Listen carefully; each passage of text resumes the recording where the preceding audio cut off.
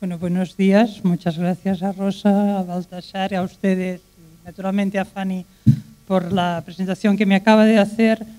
Y normalmente siempre pienso que vale la pena, cuando hablamos de temas como estos, de honda raigambre política y de contenido profundo, que hagamos un poco de historia. Si ustedes me permiten, yo la voy a hacer. Les voy a invitar a que nos traslademos a dos momentos concretos de la historia donde la democracia de alguna manera sufrió refundaciones y no siempre en el mismo sentido.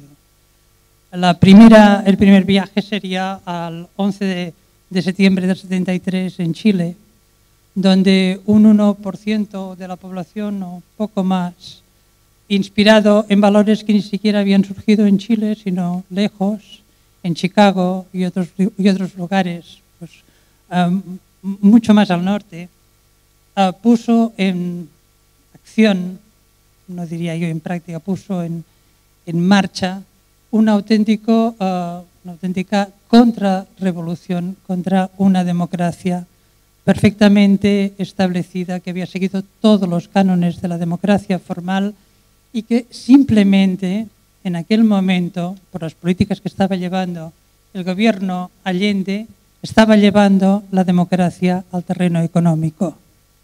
¿Eso qué quiere decir? Que las nacionalizaciones de las principales industrias del 1%, que se estaban oponiendo al bienestar del 90% de la población chilena, estaban amenazados. Y entonces fue seguramente un buen momento por parte de esos think tanks neoliberales para iniciar lo que serían unas políticas que seguimos arrastrando en estos momentos.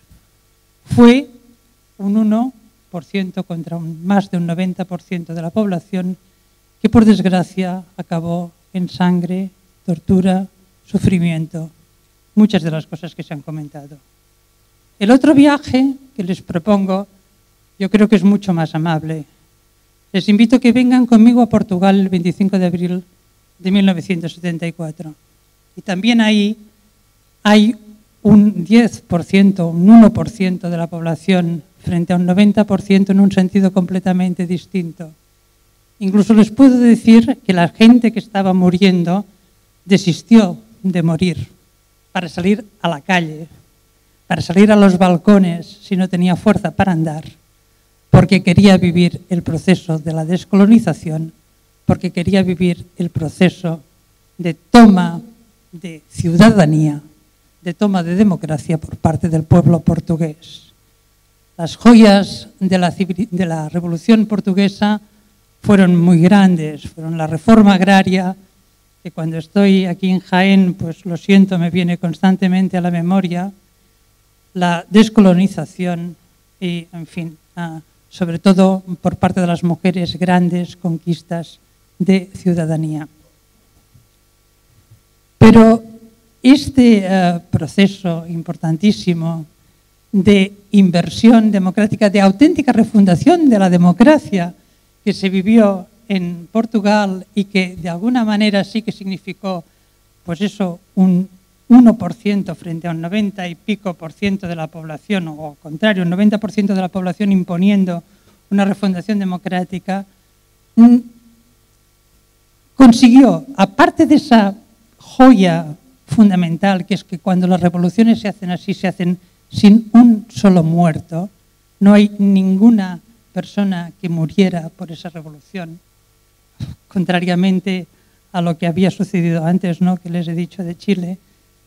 Al margen de esto, lo que sí, por desgracia, sucedió fue que cuando después esos 90% tienen que empezar a hacer políticas concretas, por desgracia las unanimidades desaparecen.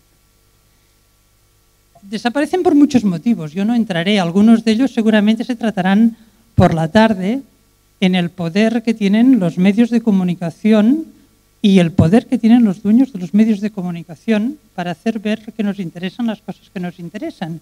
Pero, sin embargo, sí que quiero reivindicar otro concepto a continuación del de arriba y abajo, entendiendo que naturalmente el valor está en el abajo, el valor, digo, de las derechas y las izquierdas. Porque yo sé que este es un valor ahora en esos momentos en crisis. Es un valor que se relativiza, es un valor que de alguna manera incluso se considera innecesario.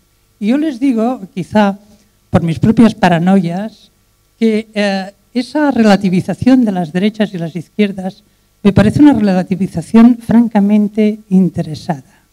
Y también les contaré un poco desde la historia por qué se lo digo.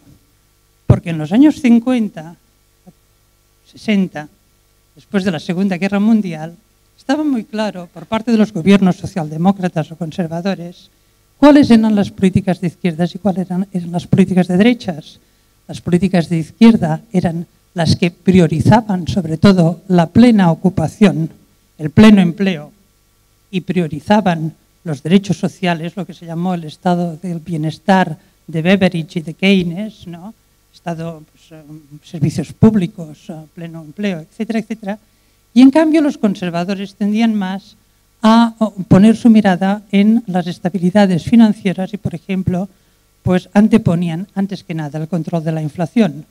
No importaba que hubiera paro siempre y cuando la inflación no se disparara.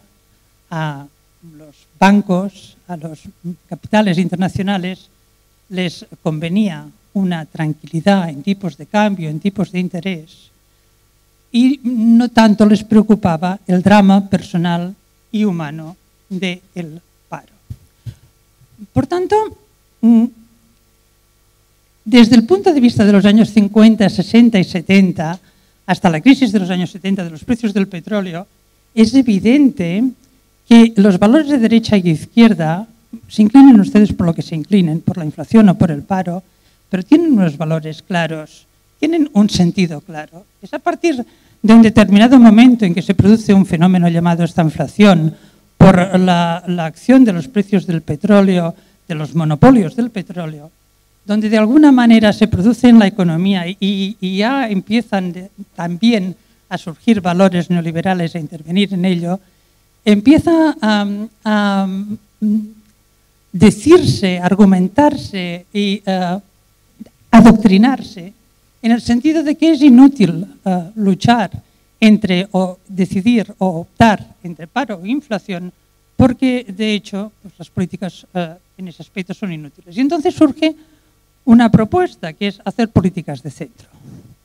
Entonces seguramente ustedes aquí, en fin, no tengo que extenderme mucho, todos ustedes han sido de alguna manera objeto de las tentaciones, de las propuestas, de los alicientes para que sigan, para que se hagan, para que voten políticas de centro. A mí en ese sentido sigo un profesor que decía que el centro en definitiva es un punto muy tenue, muy frágil, prácticamente inadvertido entre lo que serían las políticas egoístas y las políticas altruistas. Es decir, centro no existiría. Sería, de alguna manera, un punto de paso, de cambio de signo entre las políticas que intentan que la mayoría de la población, de forma altruista, viva mejor, y las políticas que tienden a que sea cada vez, o sean ese 1% del que hablaba antes, esa población muy pequeñita de la que hablaba antes, que viva mejor. Un poco yo lo resumo diciendo, bueno, ¿cuántos metros de eslora tiene que tener un yate para que ese 1% se sienta realmente pues, cómodo con el yate que tiene? Esas políticas no son políticas altruistas, son políticas egoístas. En ese sentido, si me permiten, yo reivindico los valores de las izquierdas, porque creo que además no tenemos ni siquiera por qué utilizar esa palabra altruista o altruismo, que quizá sea un poco más altisonante, y podemos perfectamente cambiarla por la palabra solidaridad, una palabra absolutamente necesaria en esos tiempos, tal como está la economía, que yo no creo que sea de guerra, yo creo que es una estafa, en esos tiempos absolutamente necesario para que sobreviva a la mayor parte de las personas. sigamos. Otro par de valores, arriba, abajo, derecha, izquierda, grande o pequeño. También se dice que el sector público, y aquí también podríamos decir público o privado, ¿no? Que el sector público, lo mejor que se puede hacer es que sea un sector público pequeño. Porque, bueno, simplemente porque así se pagan menos impuestos, porque así se evita la corrupción, porque así se evitan despilfarros como, por ejemplo, las autonomías, porque, en definitiva, pues, la gente tiene que activarse y buscar su propia salud, por ejemplo, por sus propios medios, porque la salud es un bien privado y no corresponde al Estado tratar de esas cuestiones. Un sector público pequeño no tiene por qué tratar de hacer políticas contra la desigualdad, por tanto, hacer políticas de redistribución de la renta, uniendo a lo que antes hablaba Juan Torres. Y en definitiva da poco o tiene poco que ver, porque mientras se produzca crecimiento, mientras el PIB crezca, tanto da que lo produzca el sector privado como el sector público. Bueno, pues yo aquí también me posiciono y también digo que es mentira. Es decir, a mí me importan las izquierdas y me importa que se produzca desde lo público, simplemente por una cosa. Porque si hablamos del transporte, las empresas, por ejemplo, ahora que se habla de la privatización de Renfe, ¿no? Si hablamos del transporte, lo que tienen que hacer las empresas públicas de transporte es transportar a las personas, conseguir que las personas vayan pues, desde Madrid o desde Jaén a Quintanilla, de donde sea, haya o no haya mucha gente, pero si hay una necesidad concreta, pues eso se tiene que cubrir. No digo con AVE, no necesariamente con AVE, pero sí cubrir la necesidad de transporte o la sanidad. Si una persona está enferma, tiene que ser curada. Esto es lo que hace el sector público, cubrir las necesidades. Lo que produce el sector público puede cubrir o no las necesidades, pero sobre todo tiene un primer requisito que cumplir, que es dar beneficio. Y si para dar beneficio deja de transportar, o deja de curar, o deja sin casa a personas, pues no hay problema, lo hace. Porque el sector inmobiliario no tiene tanto por objeto que la gente tenga casa, sino que las casas se vendan con beneficio. Bueno, entonces resulta que no es lo mismo, nos digan lo que nos digan, que sea el sector privado o el sector público el que crezca, el que sea el motor del crecimiento y el que protagonice ese crecimiento deseado del PIB, a pesar de que, y ya les digo, no tengo tiempo, pero si ustedes en las preguntas quieren, entraré en que el PIB también me parece una estafa importante. Por tanto, arriba y abajo depende siempre, naturalmente, abajo, derecha e izquierda, desde mi punto de vista clarísimo, reivindicar los valores de la izquierda, valores, que no personas, o que no personas que se reclaman de la izquierda, los valores que he dicho, la solidaridad, por ejemplo, en esos momentos, clarísimo, el valor de la insumisión para defender las vidas, para defender a los inmigrantes, para defender la salud para todos, y sector público grande, porque un sector público grande atiende las políticas de bienestar, pero atiende también las políticas amigas de las mujeres y permite que las mujeres trabajen en el sector público. Donde más se han creado empleo es en el sector público por parte de las mujeres, y eso quiere decir democracia económica. ¿Qué sucedería si la refundación de la democracia se hace en sentido contrario? Es decir, se continúa ese proceso de desvirtualización. Bueno, pues se llegaría al punto, que yo creo que ya estamos, en que la dictadura ya no es tanto las dictaduras del siglo XIX, del siglo XX, dictaduras militares, dictaduras nazis, etc., sino dictadura sobre las necesidades, donde además se nos aliena a nosotros mismos en relación a lo que nosotros necesitamos. ¿Para qué vamos a necesitar una casa? Lo que tenemos que hacer, nuestra necesidad es pagar la hipoteca. ¿Para qué vamos a necesitar una salud pública? Lo que nosotros necesitamos es tener un seguro privado en una mutua para que, si llega el momento, pues se nos atienda. ¿Para qué vamos a necesitar tener una formación? Si de hecho ya están echando de la formación a la filosofía y a la historia, y la formación no nos va a enseñar a pensar. Al contrario, es terrible que la gente piense, que la gente medite, que la gente tenga tiempo para sentarse y decir, ¿qué está pasando con mi vida? ¿Qué estoy haciendo? Bueno, acabo ya con un mensaje que yo creo que ese sí que no debemos difundir. El mensaje que nos impide refundar la democracia en un sentido positivo es que acabó la política y, por tanto, acabó la democracia.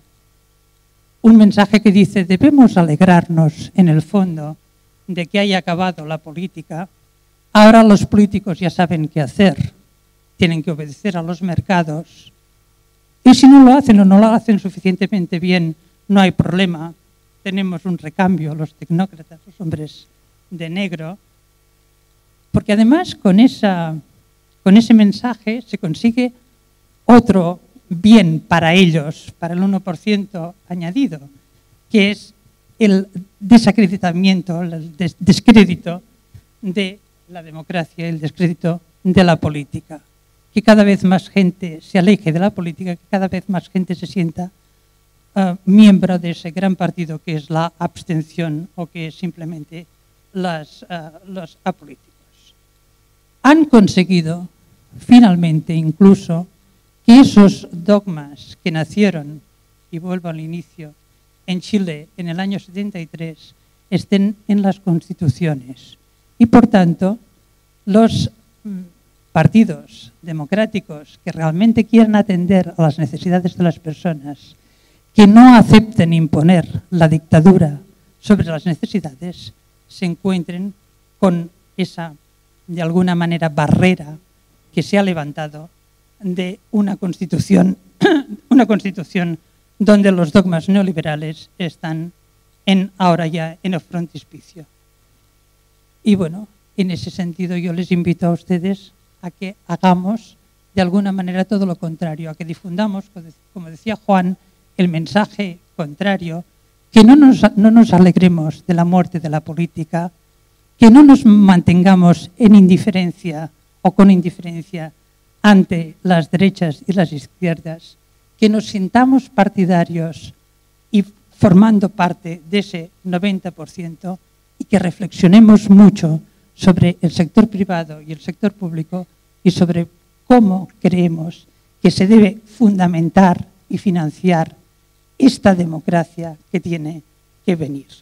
Esta democracia política, económica y social que puede ser la única que nos devuelva una perspectiva de futuro agradable y prometedora. Muchas gracias.